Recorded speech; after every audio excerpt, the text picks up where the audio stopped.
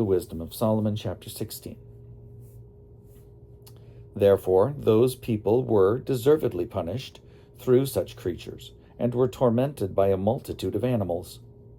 Instead of this punishment, you showed kindness to your people, and you prepared quails to eat, a delicacy to satisfy the desire of appetite, in order that those people, when they desired food, might lose the least remnant of appetite, because of the odious creatures sent to them, while your people, after suffering want a short time, might partake of delicacies. For it was necessary that upon those oppressors inescapable want should come, while to these others it was merely shown how their enemies were being tormented. For when the terrible rage of wild animals came upon your people, and they were being destroyed by the bites of writhing serpents, your wrath did not continue to the end. They were troubled for a little while as a warning, and received a symbol of deliverance to remind them of your law's command. For the one who turned toward it was saved, not by the thing that was beheld, but by you, the Savior of all. And by this also you convinced our enemies that it is you who deliver from every evil. For they were killed by the bites of locusts and flies, and no healing was found for them, because they deserved to be punished by such things. But your children were not conquered, even by the fangs of venomous serpents, for your mercy came to their help and healed them. To remind them of your oracles, they were bitten, and then were quickly delivered, so that they would not fall into deep forgetfulness and become unresponsive to your kindness. For neither herb nor poultice cured them, but it was your word, O Lord, that heals all people. For you have power over life and death. You lead mortals down to the gates of Hades and back again. A person in wickedness kills another, but cannot bring back the departed spirit or set free the imprisoned soul.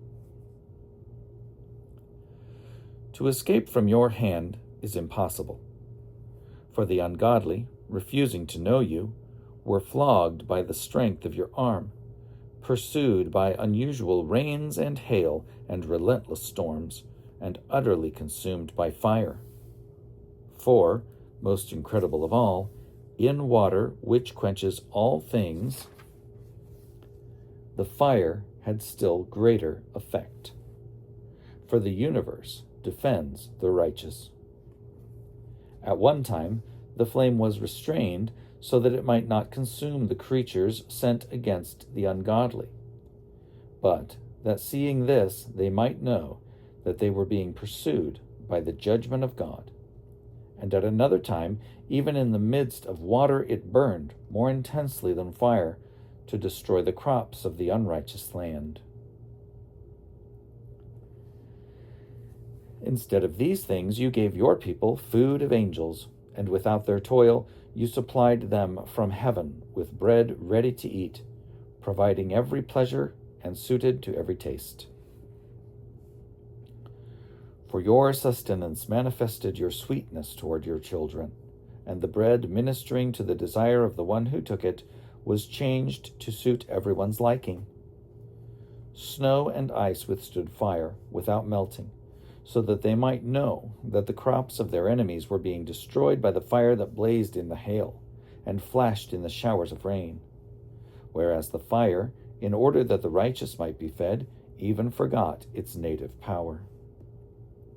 For creation, serving you who made it, exerts itself to punish the unrighteous, and in kindness relaxes on behalf of those who trust in you.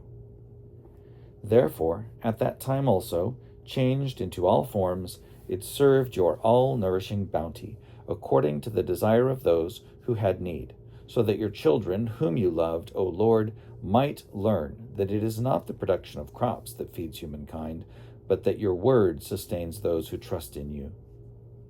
For what was not destroyed by fire was melted when simply warmed by a fleeting ray of the sun. To make it known that one must rise before the sun to give you thanks, and must pray to you at the dawning of the light, for the hope of an ungrateful person will melt like wintry frost and flow away like waste water.